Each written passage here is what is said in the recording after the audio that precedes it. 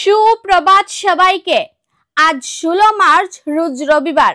দেশ বিদেশের আজকের সকালের বিশেষ বিশেষ খবরগুলো হলো: কর্ণাটকে সরকারি টেন্ডারে মুসলিমদের জন্য 4% সংরক্ষণ, বিজেপির তীব্র প্রতিক্রিয়া, 1 কোটি টাকা পর্যন্ত সরকারি প্রকল্পে বিশেষ সুযোগ পাবেন মুসলিম ঠিকাদাররা। স্বামী হত্যার দায়ে স্ত্রী মাম্পি বেগমের যাবজ্জীবন কারাদণ্ড, পারিবারিক কলহ থেকে ভয়াবহ হত্যাকাণ্ড, আদালতের কড়া রায়। দলেশ্বরী নদীতে তলিয়ে যাওয়া আয়ুষের লাশ একদিন পর উদ্ধার, হোলির আনন্দ নিমিষে বদলে গেল সুখে। রঙের উৎসবে সম্প্রীতির ছোঁয়া, 2 মুসলিম কন্যার হোলি উদযাপন ভাইরাল। ভালোবাসার রঙে রঙিন হলো ধর্ম বর্ণের বিভেদ। পাকিস্তান সহ 41টি দেশের নাগরিকদের আমেরিকায় প্রবেশ নিষিদ্ধ, ট্রাম্পের কড়া নীতি। বিশ্ব রাজনীতিতে নতুন আলোড়ন। এরকম গুরুত্বপূর্ণ দেশ বিদেশের খবর প্রতিদিন পেতে আমাদের এই খবরগুলো শেয়ার করে ও ঝলক বার্তা ফেসবুক পেজ এবং ইউটিউব চ্যানেলটি সাবস্ক্রাইব করে আমাদের পাশে থাকুন। এখন শুনুন খবরগুলোর বিস্তারিত। কর্ণাটক সরকারের নতুন সিদ্ধান্ত অনুযায়ী 1 কোটি টাকা পর্যন্ত সরকারি প্রকল্পের বরাতে মুসলিম ঠিকাদাররা 4% সংরক্ষণ সুবিধা পাবেন। গত শুক্রবার মুখ্যমন্ত্রী সিদ্দারামাইয়ার নেতৃত্বে মন্ত্রিসভার বৈঠকে এই সিদ্ধান্ত গৃহীত হয় এবং তা শীঘ্রই বিধানসভায় পেশ করা হবে। কংগ্রেস সরকারের এই পদক্ষেপের পরিপ্রেক্ষিতে বিজেপি কড়া সমালোচনা করেছে। বিজেপির দাবি, এটি রাহুল গান্ধীর তুষ্টিকরণের রাজনীতির অংশ, যা দেশের অন্যান্য কংগ্রেস শাসিত রাজ্যেও বাস্তবায়িত হতে পারে। বিজেপি নেতা রবিশঙ্কর প্রসাদ বলেন, এই সিদ্ধান্তে কর্ণাটকের জনগণের অর্থের অপব্যবহার হচ্ছে। অন্যদিকে বিজেপি সাংসদ তেজস্বী সূর্য এটিকে ধর্মীয় বিভাজনের এক নতুন কৌশল বলে আখ্যা দিয়েছেন। কংগ্রেসের পাল্টা যুক্তি, এই সংরক্ষণ ধর্মীয় নয়, বরং পিছিয়ে পড়া জনগোষ্ঠীর উন্নতির জন্য নেওয়া একটি ইতিবাচক পদক্ষেপ। আসামের কাছাড় জেলা আদালত স্বামী হত্যার দায়ে মাম্পি বেগমকে যাবজ্জীবন কারাদণ্ডের আদেশ দিয়েছেন।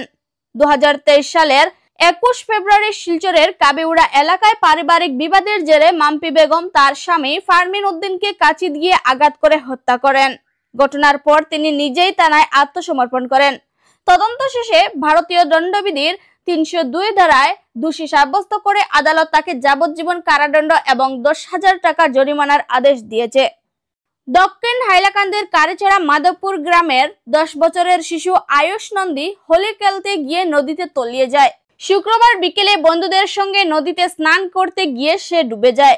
অনেক খোঁজাখুঁজির পর ও সন্ধান না মেলায় এসডিআরএফ, স্থানীয় জেলে ও ডুবরি দল তল্লাশি চালায়। একদিন পর শনিবার সকালে তার মৃতদেহ উদ্ধার করা হয়। এই মর্মান্তিক ঘটনায় পুরো গ্রাম শোকে স্তব্ধ হয়ে গেছে। 2 মুসলিম কন্যার হোলি উদযাপন ভাইরাল। ভালোবাসার রঙে রঙিন হলো ধর্ম বর্ণের বিভেদ। সম্প্রতি ভাইরাল হওয়া এক হৃদয় ছোঁয়া ছবিতে দেখা গেছে 2 মুসলিম কন্যা হোলির আনন্দে মেতে উঠেছে। শ্রীভূমির সেটেলমেন্ট এলাকায় এই দৃশ্যটি ধরা পড়ে, যেখানে 2 শিশু একে অপরের গালে রং মেখে দিচ্ছে, উচ্ছ্বাসে মেতে উঠছে। তারা জানে না ধর্ম বর্ণের বেড়াজাল, তাদের কাছে হোলি মানে কেবল আনন্দের রং।